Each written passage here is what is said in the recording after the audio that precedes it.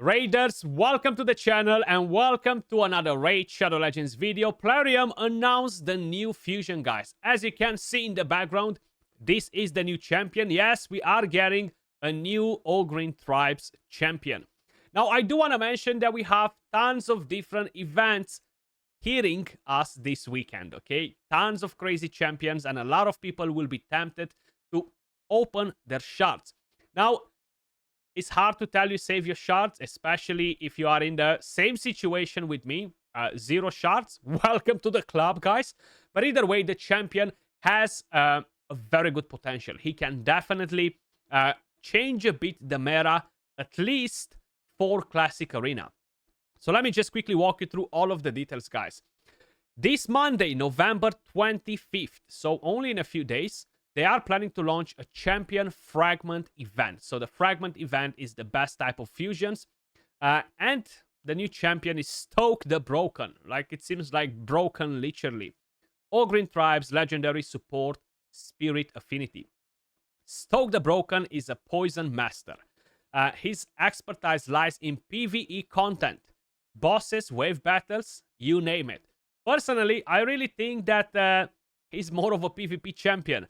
And while PvP isn't his primary stage, he can occasionally shine in your arena team too.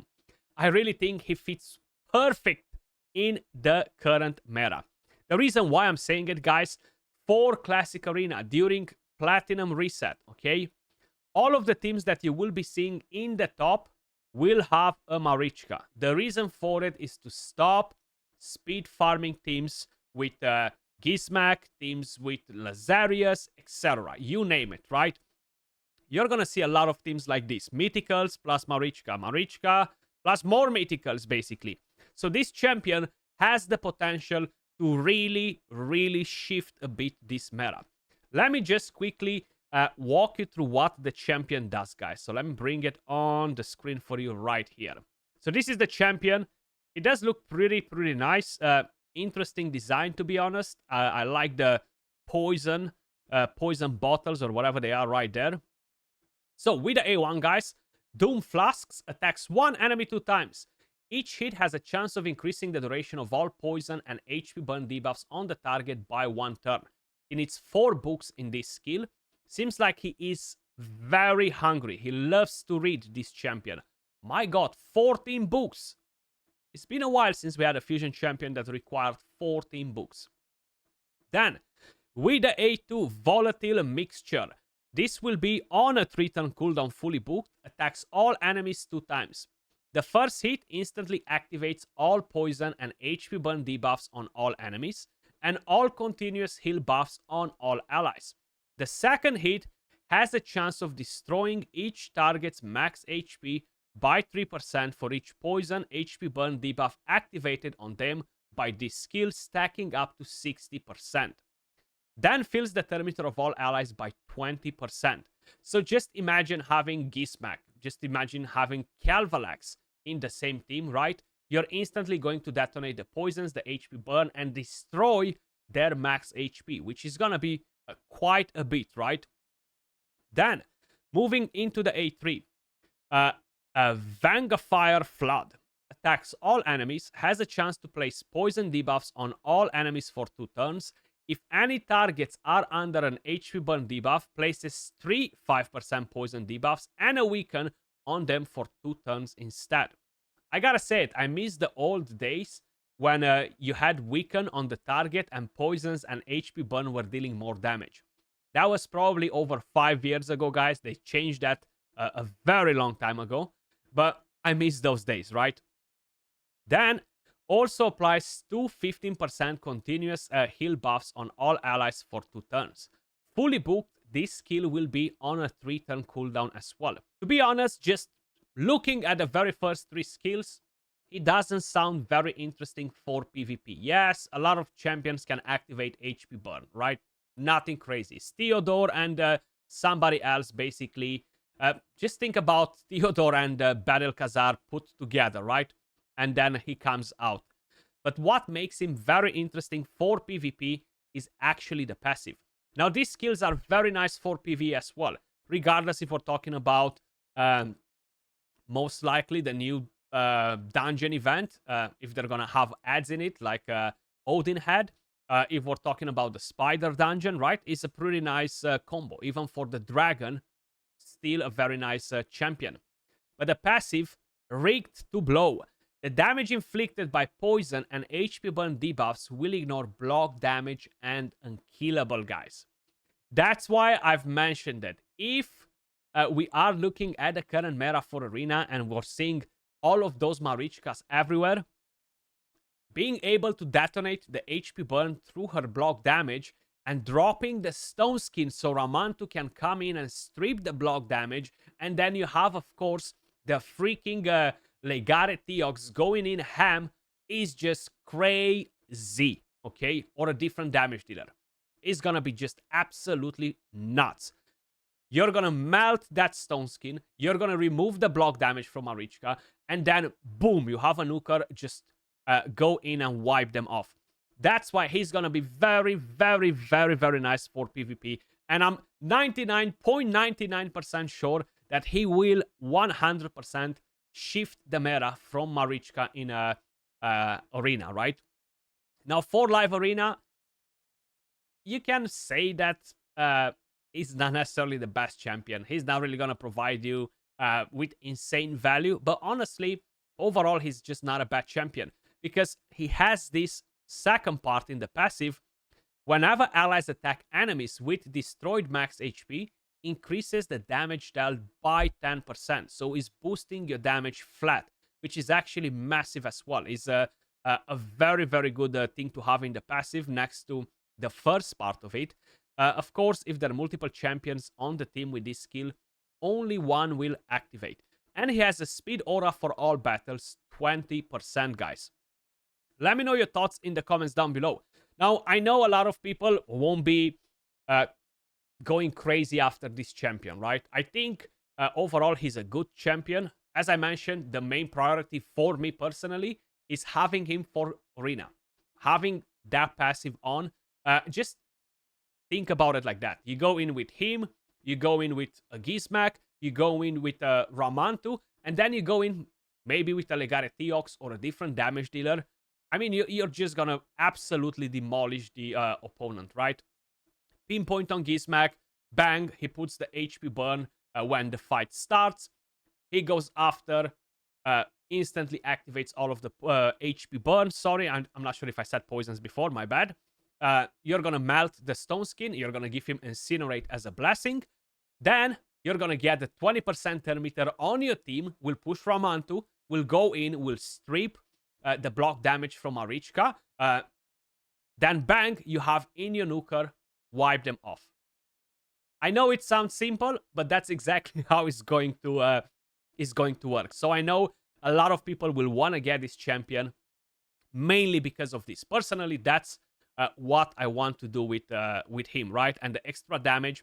Now, unfortunately, you cannot destroy the max HP on bosses. So this will not boost your damage, for example, in a Hydra clan boss. You don't really have many bosses that are actually not immune to that effect. Yes, you have the Scarab King, but let's be honest, you don't necessarily need him there, even though he's gonna be great because of the poisons and activating the poisons. He might actually be one of the best solo champions for the Scarab, because he might do it faster than any other champion in the game, to be honest. I think he definitely has the potential to get that done as well.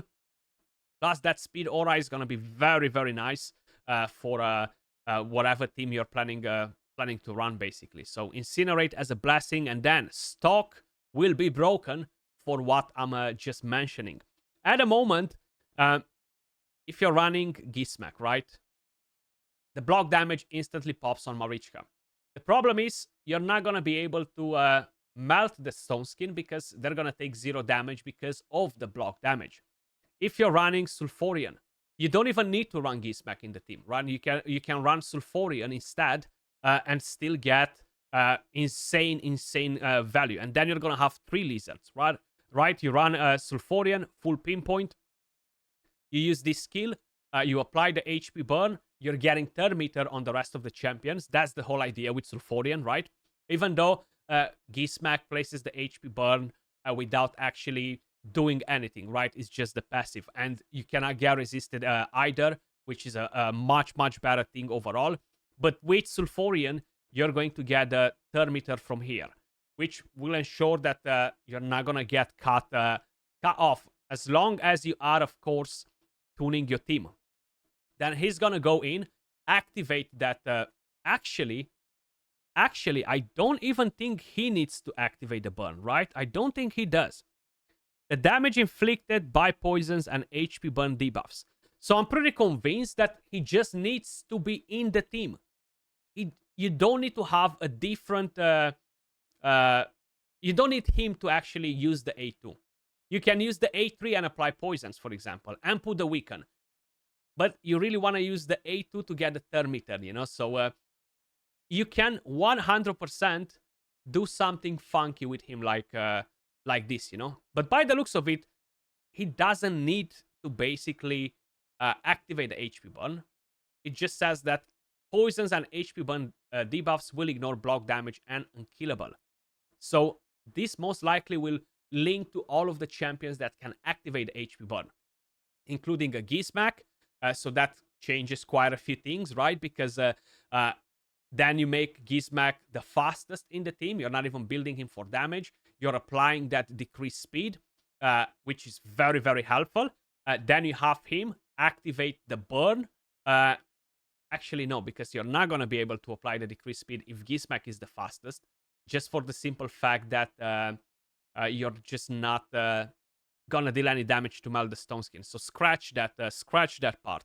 Sulfurion, him, Gizmak, still the best combo that we have right here. And this definitely looks like a very interesting champion, right? Then you can go in, for example, with Ramantu, full pinpoint as well to make sure you're not going to get polymorphed. You're going to put block active skills or block passive skills. The main thing that will be important is, of course, removing the buffs, but putting block passive skills on Marichka will be massive. And then you go in with a Legare Theox, which, by the way, is on the 15x event.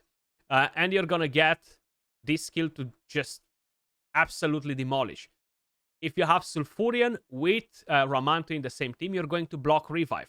So even if you're going to weak hit on a magic champion by any chance or something like that, you are going to block revive on the rest. Even if Mastery will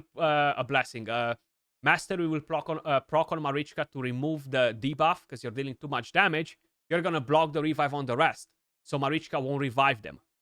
So this is going to be This is going to be the meta. This is going to be the meta for all of these crazy teams. Of course, they will have counters, fast lockout champions, etc. We're definitely going to see some shifts. But I really think that it's going to be a very crazy combo. And I'm looking forward to it. That's why 100% I'm not going to skip this fusion.